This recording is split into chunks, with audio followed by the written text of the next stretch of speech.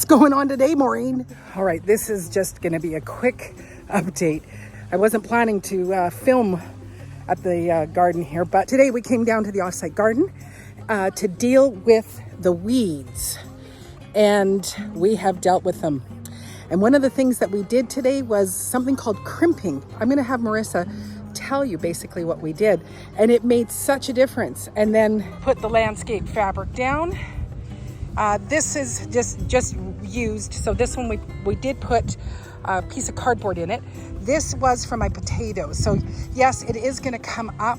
I might go and get some more fabric and just bring that over top just to solarize it, and it's just going to look so great. What about the crimping? The crimping was an old permaculture or farmer's method to break down weeds or crop cover, and they usually used a board and some rope or twine or whatever, and then basically two people would kind of work their way across a field and crimp the weeds or crop cover down.